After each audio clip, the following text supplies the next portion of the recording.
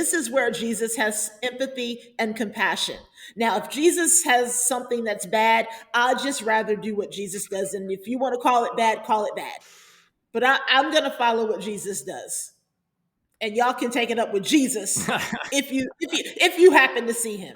Welcome to this episode of Dangerous Dogma, where we're going to have a conversation with Angela Parker, who's a professor of New Testament and Greek at the McAfee School of Theology at Mercer University. She's also the author of the book, If God Still Breathes, Why Can't I? Black Lives Matter and Biblical Authority, and co-author of the Unsettling Lent devotional, which I was also one of the co-authors for. And she's also a board member at Word and Way. And so I was really excited to have her back on the program to talk about issues of evangelicalism, biblical interpretation, and white supremacy. And we may not often think about those issues together, but that's why we need to have this conversation with Angela. Now, Shelley, this is the second of a three-part special series thinking about evangelicalism and issues of history and evolution and controversy. They really are standalone episodes, so you don't have to go listen to episode 1 first, but if you did miss our conversation with Randall Balmer, you really should go to listen to that one as well. This three-part series is being brought to you in partnership with Moravian Theological Seminary. Really appreciate the opportunity to work with Moravian. They're doing a lot of really important and innovative work. Earlier this year, I had the opportunity to co-teach, along with Bo Underwood, a special online course with Moravian on looking at issues of church-state separation, the history, and why it matters today.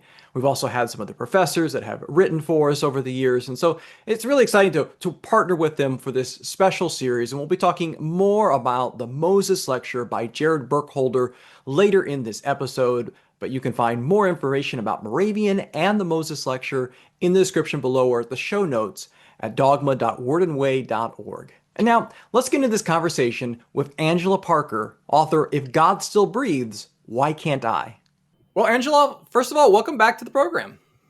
Thank you so much for having me. I'm looking forward to this conversation and just really excited to be with you again, Brian. Yeah, well, it's always great to talk with you, and I always appreciate your work. We're going to talk about some of your scholarship and work. I'll just want to start with a little bit of a shout out. We have been co-collaborators together, two of the three authors of Unsettling Lent. Yes. And so it's always fun to be back with you. I appreciate your unique way of reading Scripture and helping all of us to interpret Scripture. Thank you. It's always a pleasure to read Scripture with many different people in many different contexts and just to unpack Scripture in new ways for folks and to help people see Scripture with new lenses. Yeah, so I think it's a great place to start. You just made this comment about how it's helpful and you enjoy reading Scripture with people, different contexts, different backgrounds.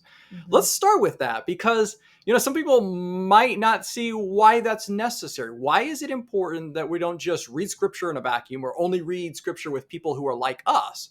Like, yes. Why do you find it helpful to read Scripture with people who have different life experiences and different backgrounds than you do?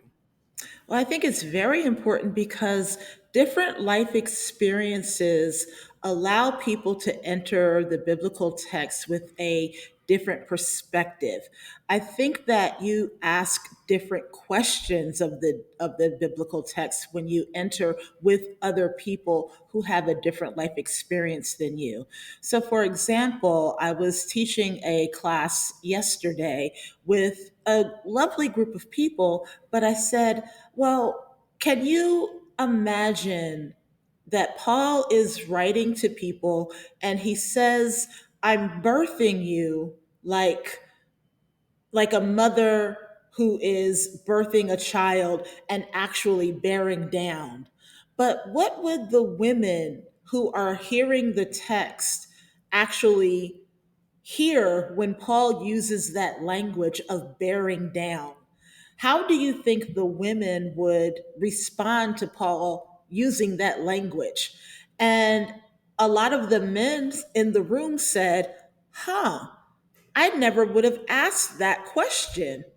And then I said, well, it helps to actually have a woman in the room to ask that question. And then I said, well, Paul also says, I am an enslaved person for Christ. And then I said, well, remember, Paul's writing in a Roman imperial context. And I often say that, of course, Roman imperial slavery is not the same as American colonial slavery, but American colonial slavery and Roman imperial slavery share some similarities. And one similarity that they share is that men could experience manumission, but women often did not experience manumission because women were birthing enslaved people for both systems. So women often stayed enslaved longer, especially if they were still reproducing. So when Paul says that he is an enslaved person for Christ, do you think men and women hear that language in the same way? So if you don't have descendants of formerly enslaved people reading the text with you, then would you ask that question? It's very important to read our biblical text in community in order to bring these different life experiences and questions to our biblical text. So I want to make sure that we give a shout out to your book here. If God Still Breathes, Why Can't I? Black Lives Matter and Biblical Authority. I've said it before, it's a fantastic book, and I really hope that if people haven't picked it up yet, they will do so. Because I think they're already getting a taste of the things and the questions that you're forcing us to wrestle with, especially someone like myself, right? So, Mhm. white, cisgendered, American male, right? Then being exposed to different perspectives that you're bringing and that you're encouraging us to listen to as well.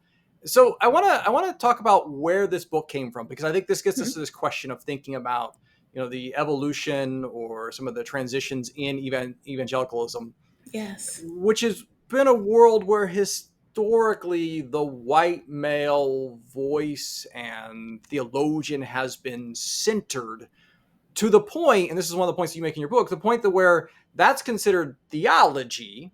Hmm. Anything else is, oh, that's black theology or that's womanist theology, but white straight men, that's just theology. Right, Talk right. about your experiences in seeing that in evangelical world.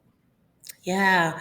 It's interesting because when I kind of the idea for If God Still Breathes came to me, I was at an evangelical conference and I made what seemed to me to be an offhand comment of the doctrines of inerrancy and infallibility being tools of white supremacy. And I remember the whole room being a flitter, like, what? And I I just think that evangelicalism had always been set up to believe that their point of view and their words, their doctrines, their theological standpoints were always the theological standpoints of everybody. And I still see that today as well. Of course, I did a TikTok about it recently. But the thing is that white evangelicalism, because white evangelicalism has not really studied any other church denominations or other iterations of Christianity, such as slave religion or black denominations that had to come about as a result of not being welcome in white churches. They've just kind of thought that theology, i.e., white theology or evangelicalism, was the only type of evangelicalism.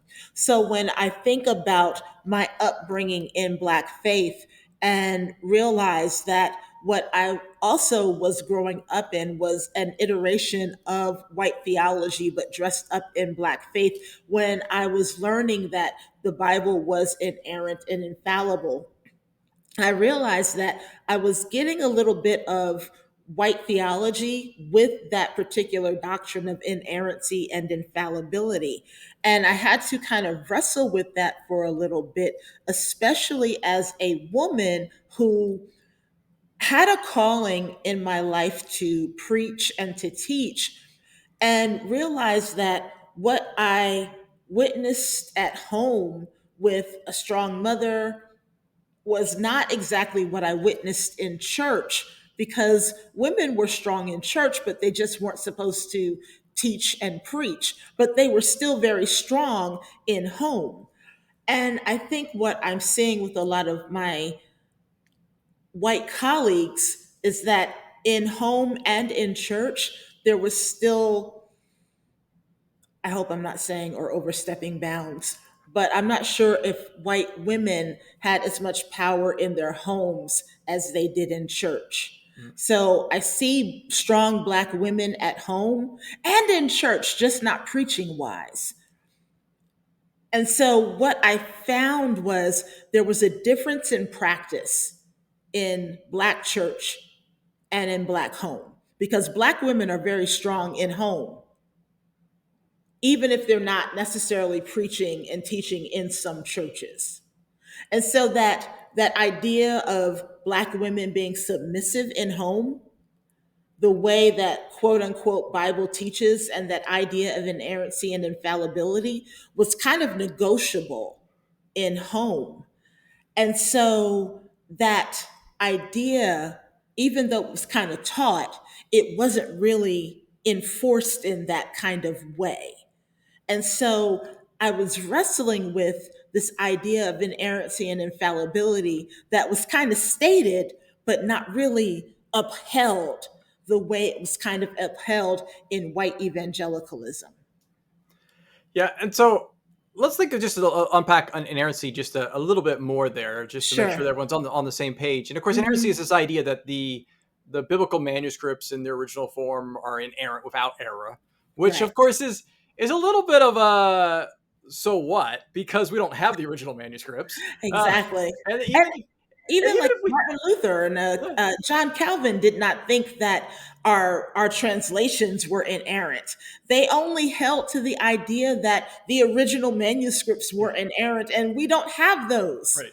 So I think this evangelical idea that our English translation would be inerrant is just something that's very late, something that's come about very late in our traditions today.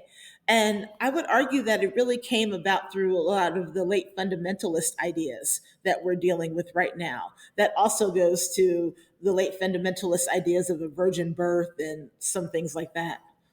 Yeah, and so then as a result, then as you're noting, so I mean, because any translation project always introduces error. So like even if we have Yes. the original manuscripts, once we're reading in English, and since most people in our churches or in the pulpits are not reading it in the Hebrew and the Aramaic and the Greek, I mean, Hmm.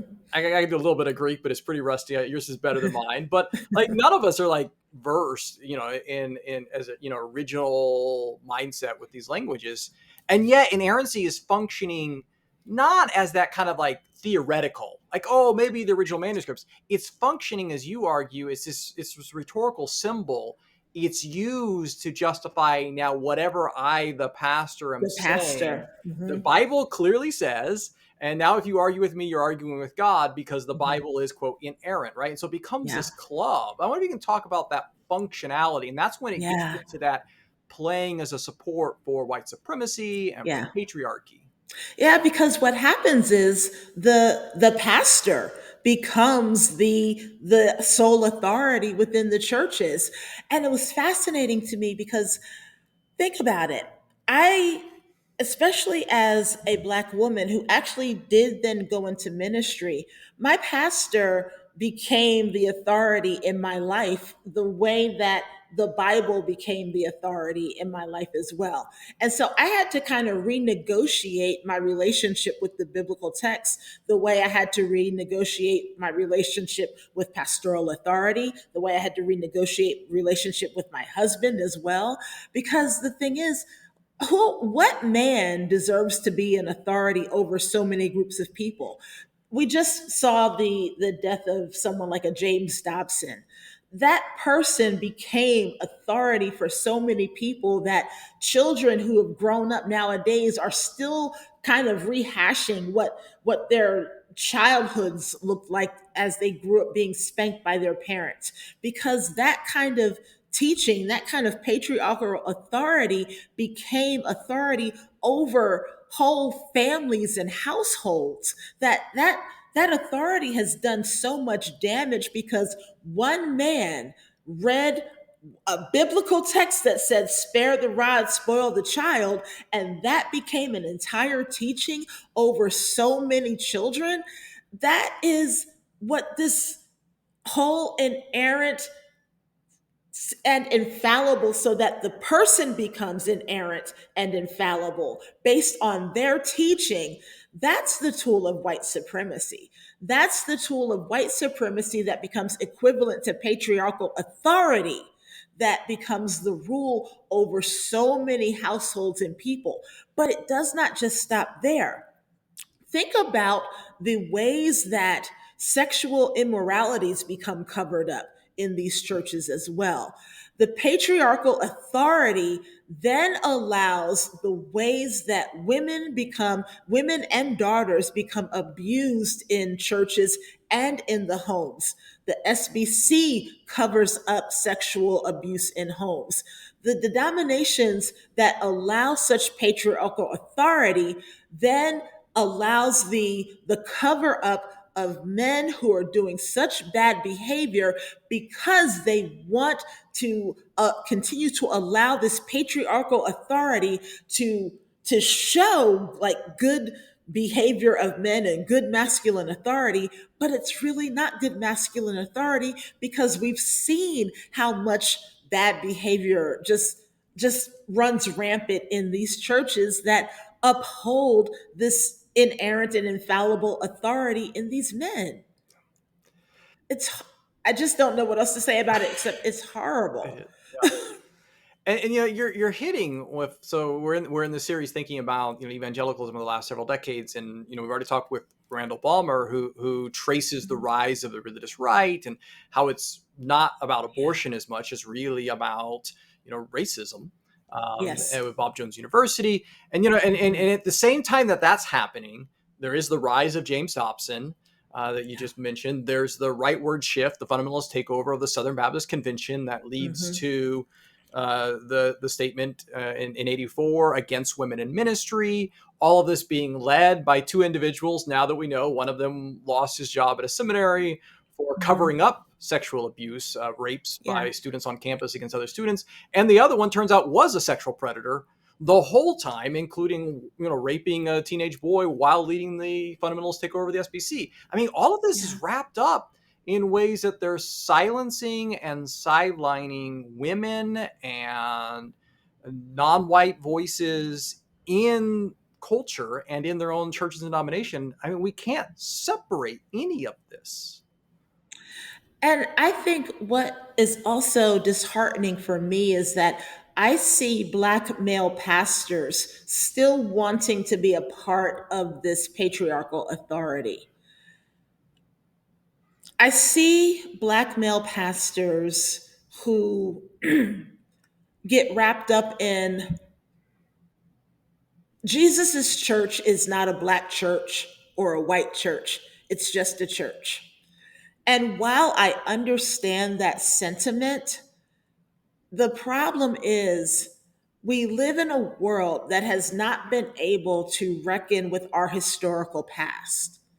And because we cannot reckon with our historical past, we still have to take seriously that the SBC, the way that evangelicalism has risen, has been wrapped up in the racism that we've seen as a result of the SBC and the result of the James Dobsons of the world and how they began their own seminaries and their own schools.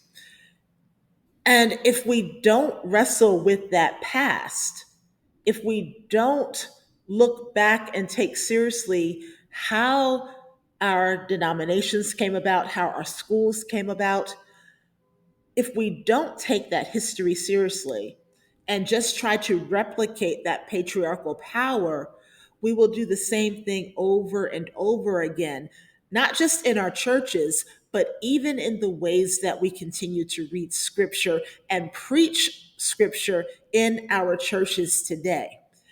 The one thing that I really want to implore pastors, preachers, Bible leaders, Bible instructors to do is to have an open mind about reading race and ethnicity where they see it within the biblical text, not being afraid of it, not trying to hold on to some kind of colorblind reading of the biblical text, but actually taking seriously that Jesus is a Jewish person, that Paul is a Jewish person, that they actually understood ethnic differences within their culture and within their society and what that looked like, not being afraid of that.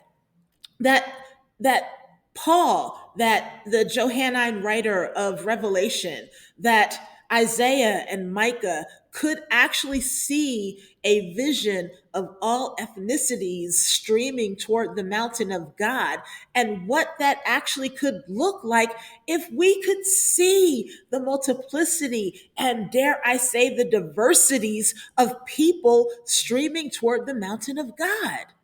What would that look like if we allowed everyone to actually be?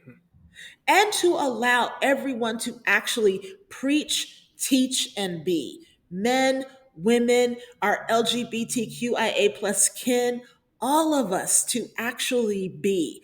And that's where dangerous dogma actually makes it, makes us actually be good and prominent people, I think. I don't know, something like that. I mean, yeah, you know, that idea of the biblical writers, all of them have this vision of all of the ethnicities, seeing all of the diversity of God's people heading towards the mountain of God, which you can't see that if you have a colorblind approach, right? I mean, you wouldn't see the Exactly. diversity, you wouldn't see all the Right. ethnicities. Right. Right. So, related to this idea, one of the things I wanted to ask you about is, you know, you write in your book about you write any biblical reading that does not pay attention to the ways in which women and racialized people in the biblical text engage with oppression is not likely to engage the fullness and complexity of the text. So, not just this issue of paying attention to women and racialized voices in the text, but also paying attention to oppression and with that power. I wonder Yes. if you give us an example of thinking about why it's so important as we're reading through the text to pay attention to the power dynamics and the oppression of women or racialized voices. Yeah, that's a great question. We are living in a world where I think our news bombards us with so much oppression day in and day out. And it's very easy to become overwhelmed and to become numb to that oppression.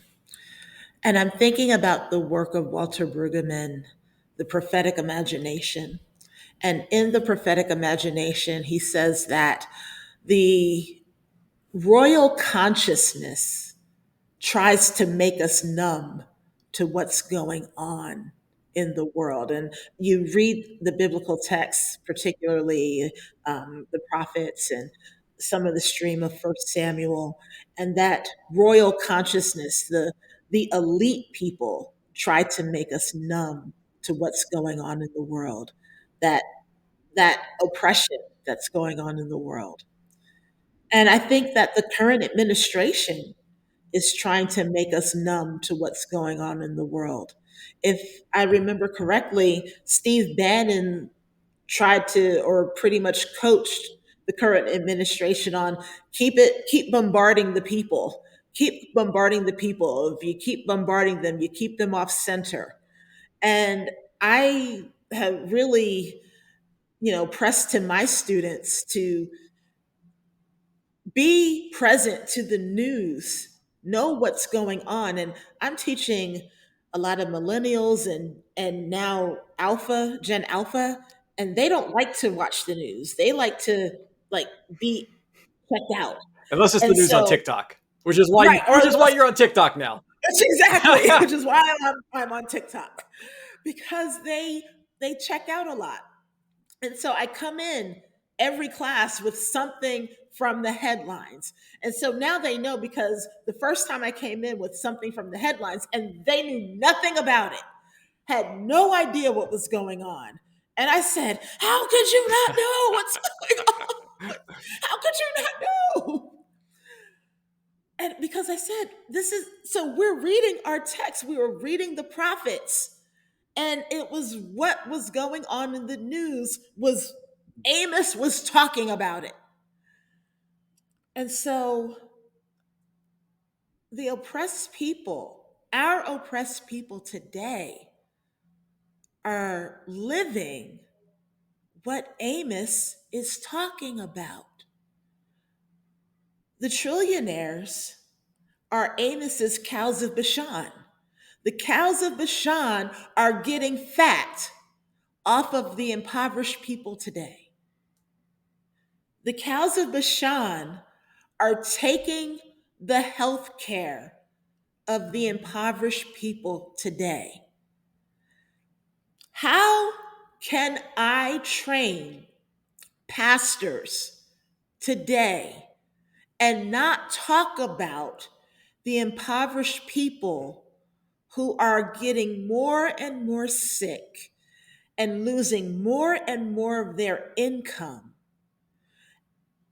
and not talk about, how can I not talk about them to those who are coming to my seminary and getting trained under me? How can I not talk about what's going on in the news and point them to the oppression in the biblical text while pointing them to the oppression that's going on all over the world? How can I not point them to Gaza? How can I not point them to Medicare, Medicaid? How can I not point them to contraception that's being destroyed when it could go to the sub-Saharan desert in Africa, where HIV is still on the rise? How can I not point them to that? How can we still sit in a day and age where we think that everything is spiritual? Our physical bodies are still important. Paul says in 1 Corinthians 15 that our physical bodies still matter. So, as ministers of Jesus Christ, as people who say that we are Jesus followers, I have to point them to where Jesus actually heals physical bodies. Physical bodies are important. Jesus actually has empathy. I call it splankna because that's what the Greek text calls it. And so when people say that progressives makes compassion a bad thing, I point them to where Jesus has splankna. And I say, this is where Jesus has empathy and compassion. Now, if Jesus has something that's bad, I'd just rather do what Jesus does. And if you want to call it bad, call it bad. But I'm going to follow what Jesus does. And y'all can take it up with Jesus if you happen to see him. I have my doubts, but. We'll be right back with the rest of this conversation with Angela Parker, but first I wanted to pause and remind you that this series is being brought to you in partnership with Moravian Theological Seminary, and Jared Burkholder is going to be giving the Moses Lecture this year on October 29th at 4 p.m. at the Bahnsen Center on the Bethlehem campus of Moravian Theological Seminary. Now, you can sign up to go in person, or it will also be live streamed, and so I'll put details about how you can sign up for in-person or online in the description below or in the show notes at dogma.wordandway.org.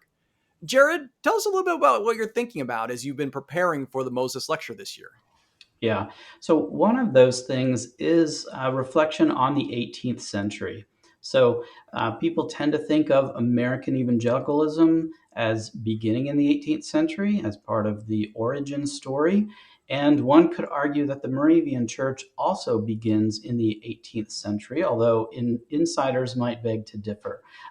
So, one of the things I'm going to focus on in the lecture is the 18th century and how evangelicalism looks in the 18th century, but particularly how narratives about evangelical beginnings take place right away in the late 18th century, but then continue after that, and how those narratives and historiography shape what we think of when we talk about evangelicalism, especially for a small denomination like the Moravian Church. Well, very good. People again can sign up for that for October 29th. And now back to the conversation with Angela Parker. I love that there's a generation of the next generation of preachers that are hearing this from you and that are getting this way Mm, of reading scripture. Because as you noted, I mean, we are living in a moment where hundreds of thousands, maybe millions of people around the globe are going to die because of the world's wealthiest man and what yeah, he alone cut, right? And yeah, like, if our faith and our text, if our reading of scripture doesn't have something to say to that, I mean, what good is right. it? Exactly. And it says something to it. That's the thing. It says something to it. That's what those of us who actually, dare I say, actually believe our text, this is what we should be talking about. This, we are actually the ones who say we have hope in this. We actually say that. And you know, and I want to make sure people are connecting the dots here, because I think what you're helping us see is that the way we approach the text, the way we read the Bible, really does matter.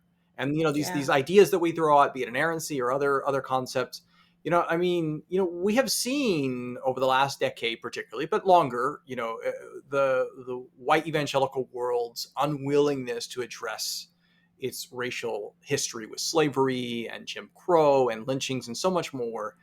And but we've particularly seen over the past decade where there was the moment in 2020 with Black Lives Matter, which is in the subtitle of your Mm-hmm. book. And Yeah. then in response to that, we have the six white men who lead the six Southern Baptist seminaries, you know, came together and issued a statement Mm. against critical race theory. You know, Which they know nothing about. and ironically, they ironically were meeting on January 6th, 2021. So the insurrection, Oh my the white supremacist goodness. insurrection, was happening because of the president they supported while they were making this declaration of critical race theory. And it's so fascinating that the person who was leading that effort was Al Mohler, president of Southern Baptist Theological Seminary, Hmm.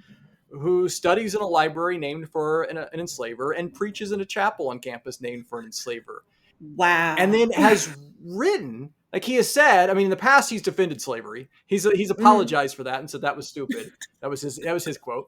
But he still defends them, right? The four founders of Southern Seminary were all enslavers. A couple of them fought for the Confederacy. And he has hmm. said that, well, slavery was wrong and that was a sin, but that they're still champions of biblical orthodoxy. Okay, slavery was wrong. It was a sin, but they're still champions of biblical orthodoxy. Right. So, what are they saying? Are they saying that if slavery is in the biblical text, then that they are okay with it? What What does he's that saying mean? is they were wrong about slavery, even though they were preaching it from the Bible, but it's okay. We don't have to tear down the statues or take their names off buildings because they were still champions of biblical orthodoxy. So Oh, basically, they their defense of champions. slavery was a minor issue. You know, right? We can Goodness. just chuck that. As long as they didn't think women could preach, then we would have to like fire them and kick them out of the campus. But as long as they were just supporting slavery, we can just say they made an ethic mistake or something, right? But that Oh, way okay. of reading the Bible, I mean, if that doesn't explain how Moeller and the Southern Baptists have gone in, you know, 81% of white evangelicals voting three times now, and, you know, protesting against the Black Lives Matter movement, embracing the white supremacy that we're seeing right now. Like, Right. it's not just an ethic issue. Like it's all Hmm. stemming from this way of reading scripture. Yeah. It's all stemming from this way of reading scripture. But I'm also wondering, because you just named white supremacy, I'm trying to figure out how white supremacy, the way of reading scripture, how they also come together. And I'm trying to ask the question of, is white supremacy connected to, here it is. Somehow Jesus became white in all of this. So what Blonde and blue eye. blonde and I've blue seen eyed, Swedish yes. Jesus in the Yes. church Yeah. walls. Because I do have a lecture that I do in my Intro to New Testament class about how Jesus became white. And students hate it. They hate it. They just, hate it. How dare I?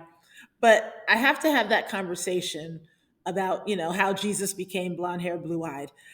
And I have to kind of make the argument about Jesus becoming white in the Christian imagination. And when Jesus becomes white in biblical scholarship and in the white imagination, whiteness becomes supreme through Jesus. And as whiteness becomes supreme through Jesus, as whiteness becomes a part of Eurocentric culture, and as Christianity becomes a part of American culture, that is how Christianity becomes a part of white culture, which is what we are seeing right now. And as Christianity becomes white culture, Christianity becomes equivalent with whiteness. And as I was lamenting earlier about Black male pastors wanting to kind of gain that same patriarchal authority, it's also akin to Black male pastors wanting to become almost equivalent with white culture. And then what does that mean? That means that whiteness is almost similar to having a kind of property status, which gets me back to critical race theory. The reason why those Southern Baptist presidential leaders had to come together and condemn critical race theory is because whiteness as property is another element of critical race theory. I assign an article to students when I teach the Bible and critical theories. And the article is entitled Whiteness as Property by attorney Cheryl Harris. That article does two things.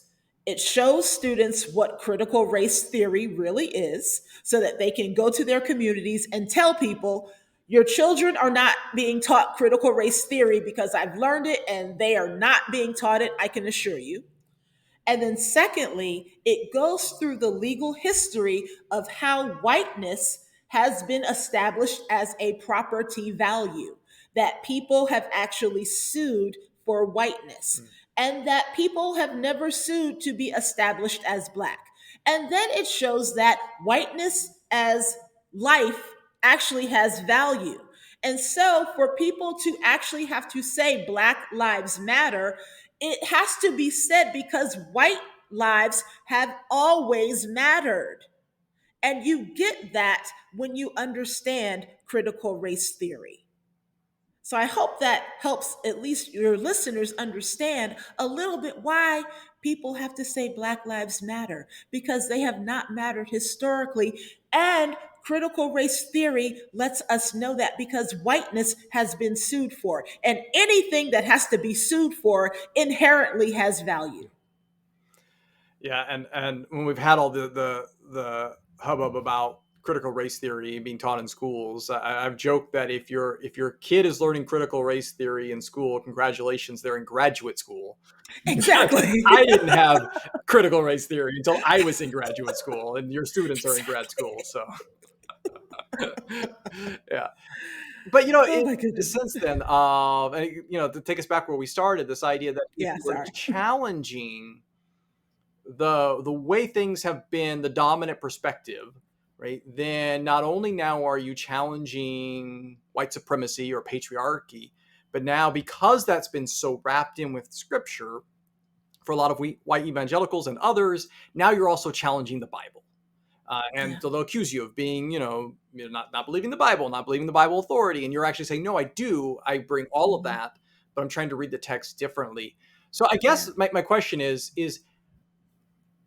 if we can maybe move towards a little bit more of a hopeful side or a little more practical Yeah. side here, like, so what can we do? I mean, I want that for those who are listening to the conversation and thinking, okay, I would like to read the Bible differently and not just assume the white male theology as the what the Bible clearly says. So, what are some tips that you would give and that you give to your students about how to broaden? Because many of them are probably like me that grew up in a white church with only male pastors, and had to find other scholars and other ways of reading the text. So give us some like starting ground here, besides obviously picking up your book. Well, first, I think you have to find other community. You can't read the Bible by yourself. You have to read it with people who also welcome questions. I often say that the Bible is not God.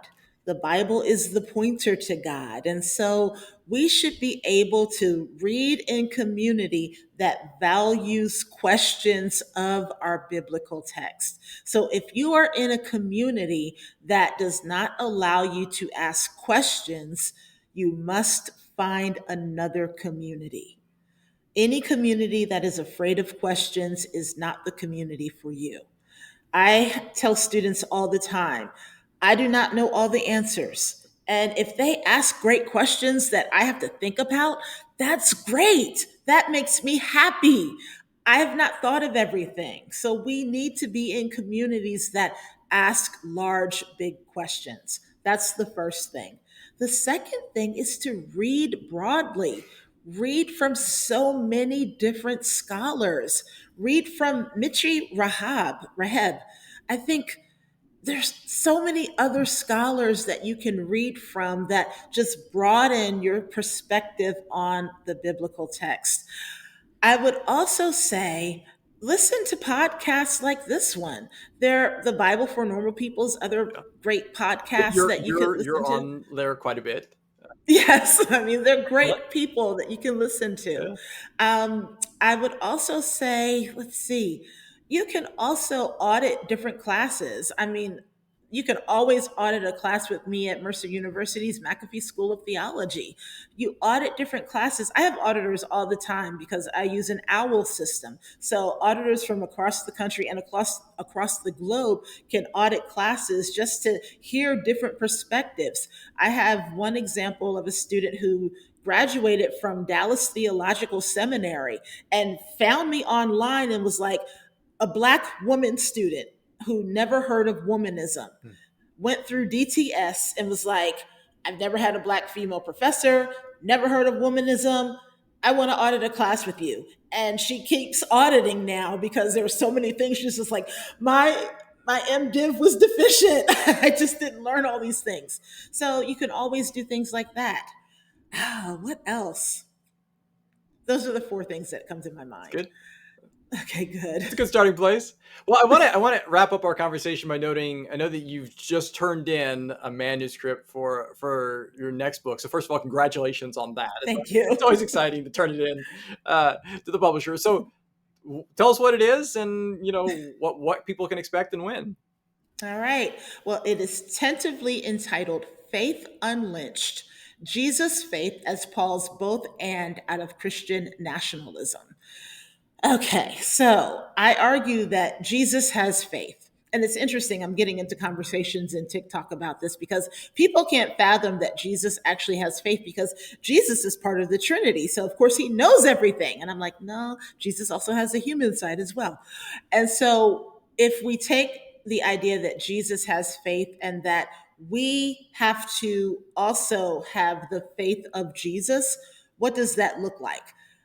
I would argue that if we actually have Jesus's faith, we don't have a kind of doctrinal faith and flimsy faith that is relevant or kind of akin to what we're seeing in Christian nationalist circles. That is that flimsy faith of God, guns, and freedom And instead, we would actually walk with the oppressed of the world and not walk in this Christian nationalist idea that we see. So I do that by reading the Pauline literature and what are called the Pistis Christou texts in Pauline literature to make that argument. Well, excellent. We'll look forward to that coming out, and I'm sure we'll talk to you Sometime again. 2026. 2026, exactly. Yes. We'll look forward to that coming out. Angela, it's always great to talk with you. Glad to have you back on the program, and appreciate all the work that you're doing.